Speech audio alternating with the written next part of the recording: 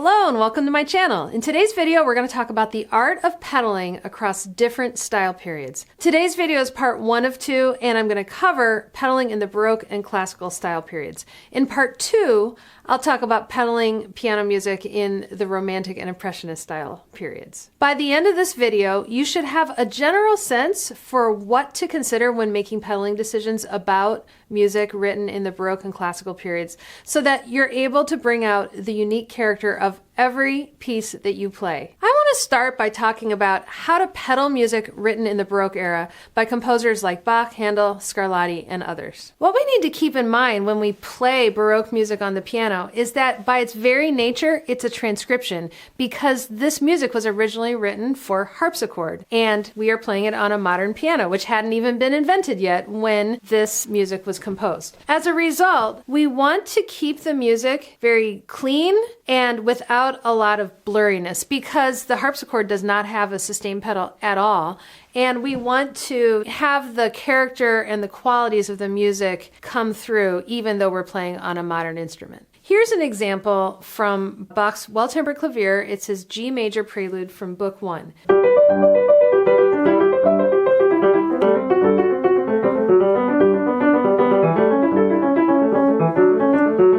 Did you hear that I didn't really use pedal when I played that? You could hear a lot of articulation, a lot of clarity.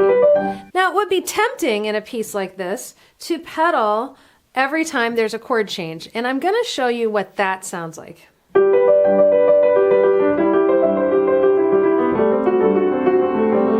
Did you hear how I changed the pedal every half bar? The thing is, if this were the Romantic style, that would be a possible pedaling that we'd want to use. But because this is the Baroque style, we want to keep it nice and clean. We want to hear each of these notes of the chord as a melodic note of its own, not blurred together with the notes around it. We don't want that. You might be asking, does this mean I can't use any pedal at all in the music of Bach or other Baroque composers? And I would say there are two schools of thought with regard to that. Some people say don't use any pedal at all ever in Baroque music.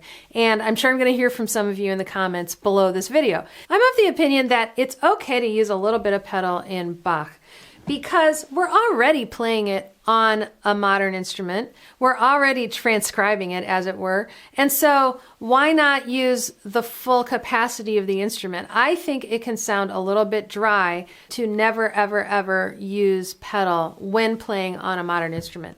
So the way I would use pedal in Baroque music on the modern instrument is very, very sparingly. I would never use it to blur notes like this, like we talked about.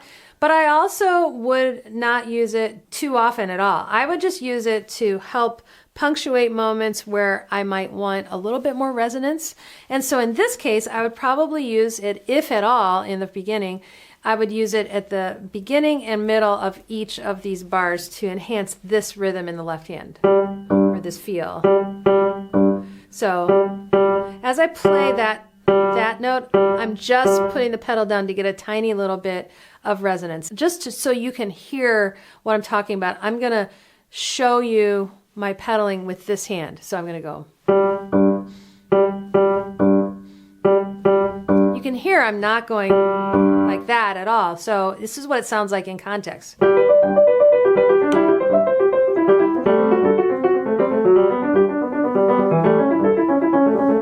Now, personally, if I was performing this piece, I wouldn't even do that. I would just play the whole thing with dry. I feel like that gives it enough. But what I would probably do at the end is give the last chord a little bit of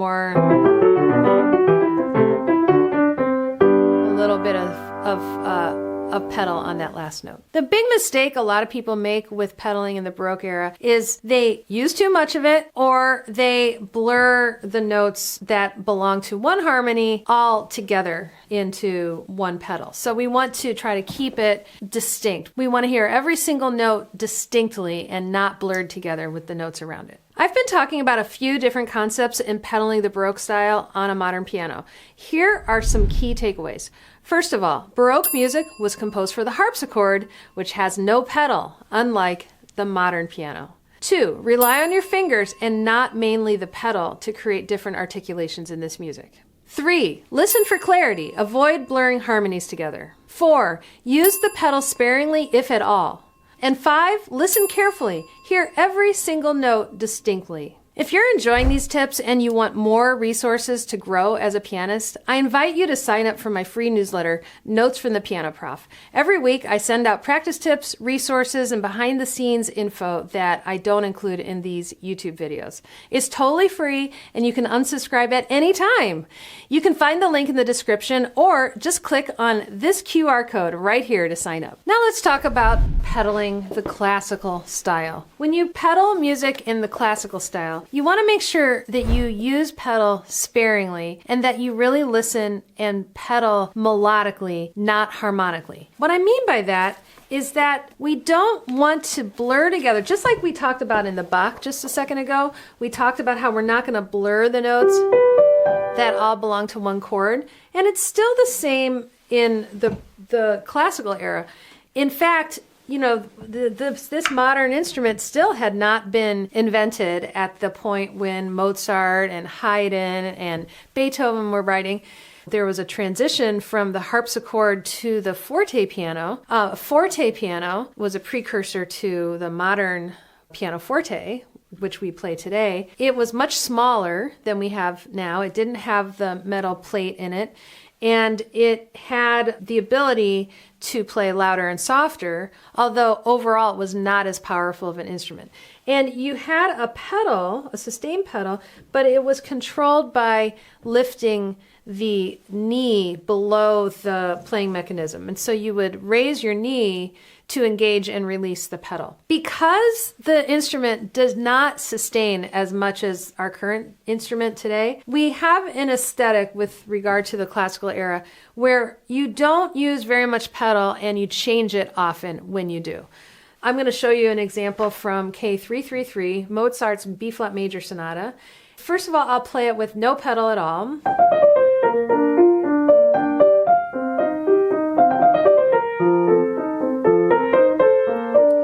Now that's with no pedal at all. I want it to have a little bit more of a singing quality.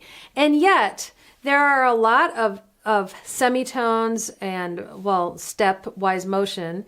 I don't want to lose my clarity. I don't want to play.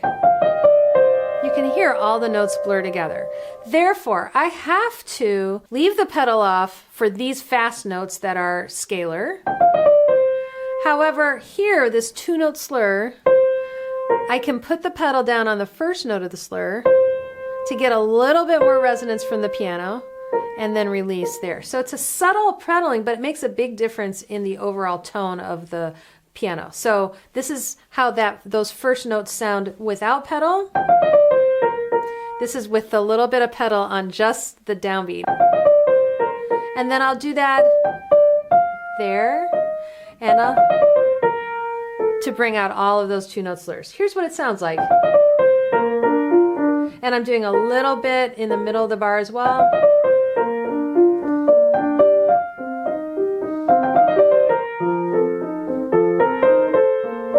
I'm pedaling a lot more often, but with a lot of changes. I'm listening as I play, and then there's sometimes a note where I want to have a little bit more color, a little bit more resonance of the piano, and I'm putting my foot down for that. And what I'm listening for is these moments of melodic importance or melodic inflection. I'm giving it just a little bit more support. When I have a melodic singing tone, that's going to be a time when I'm going to want to put the pedal down. Also in the classical style, when you have a slow movement, you can use the pedal to help support and make it just sound a little bit more harmonically full. I'm looking at the second movement of this sonata, and I'm going to basically pedal each of the melodic notes. Pedal, pedal, pedal, pedal, pedal, change.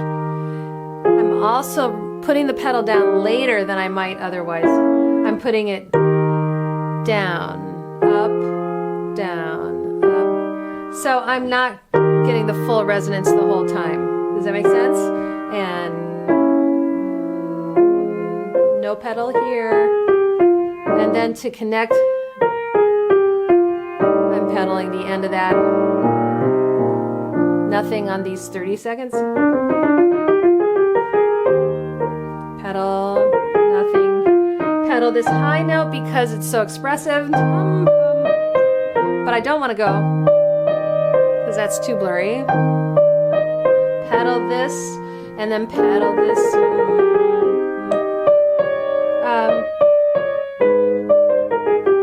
I want to hear the two note slurs. Pedal this. I also want to bring your attention to a commonly used pedal technique in the classical style, which is called finger pedal. I'm not using my foot to do finger pedal. What I'm doing is I'm overholding the bass note, and it's usually in a bass kind of passage, where accompanimental passage where we have a bass line. So what I'm doing is overholding with the bottom, and I can combine that with conventional pedaling with my foot a little bit as well to get some resonance. In summary, classical style pedaling requires a lot of attentive listening, a lot of attention to detail, and a lot of pedal changes. Also, I'm not pedaling all the way to the bottom most of the time. I'm most of the time using half pedal or variations on half pedal, quarter pedal, or just letting the pedal down a little bit. The reason for that is because I want to have the harmonics of the piano engage while I play and get a little bit more resonance to the sound so it doesn't sound completely dry. One of the most common errors I see people make with regard to pedaling in the classical era is they use the pedal to sustain the melodic lines instead of using their fingers to sustain the melodic lines. And so the way that that works is, if you have a melodic line, let's say the beginning of this K.333 that I was playing for you before, what sometimes people do is they play detach, and then they just change their pedal. Do you see how I'm lifting my hand? But the reason we don't want to do that is because it makes so much more resonance. It makes the piano sound totally resonant to have the pedal up that much, and also it tends to blur the accompaniment.